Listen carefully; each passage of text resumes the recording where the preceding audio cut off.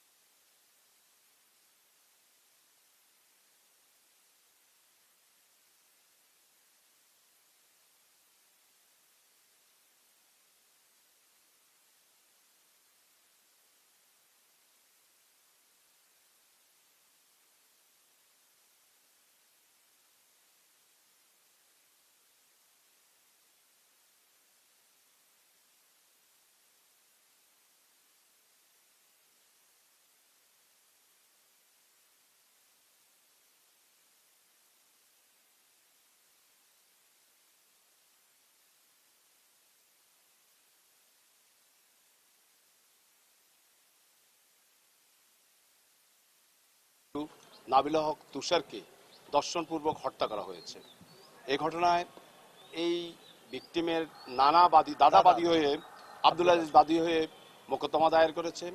পরবর্তীতে মোকদ্দমায় 18 জন সাক্ষী, আমরা রাষ্ট্রপক্ষে মাননীয় আদালতে 18 জন সাক্ষী আমরা উপস্থাপন করেছি। মাননীয় আদালত 18 জন সাক্ষীর বক্তব্য, যারা জবানবন্দি সকল কিছু পর্যালোচনা করেছেন। পর্যালোচনা করে তিনি আদালতে ঘোষণা দিয়েছেন আজকে যে রাষ্ট্রপক্ষ মোকদ্দমা প্রমাণে সক্ষম হয়েছে এবং সেই হিসাবে এই আজকের আসামি মেহরাজ হোসেন তুষারকে মাননীয় আদালত মৃত্যুদণ্ডে দণ্ডিত করেছে। আমরা ন্যায় বিচার পেয়েছি এবং আমরা শীঘ্রই আশা করব যত দ্রুত এই রায়টি কার্যকর হয় ততই সাধারণ মানুষের মনে স্বস্তি ফিরে আসবে। ছাত্রলীগের নেতা ছিল, এটা তার জবানবন্দিতে সে বলেছে আমি রাজনৈতিক দল করি এবং আওয়ামী লীগের সক্রিয় সদস্য, এইভাবে কোন পদে সক্রিয় সদস্য, রাজনৈতিক প্রভাবশালী ব্যক্তি যারা ছিলেন তাদের ছবি সে দেখায়, ছবি দেখায়। আমার মেয়ের বিচার ন্যায় বিচার লেগে করতেছি, আলহামদুলিল্লাহ আমি আজকে ন্যায় বিচার পেয়েছি। এখন এটা কার্যকর হলেই হলো খুশি আমি, কারণ আজকে 7 বছর আমি কষ্ট করতেছি। কারণ যে সন্তান হারাইতে বলতে পারবো যে সন্তান হারানো কত কষ্ট। আমার একটাই মেয়ে ছিল তখন, নাবিলা।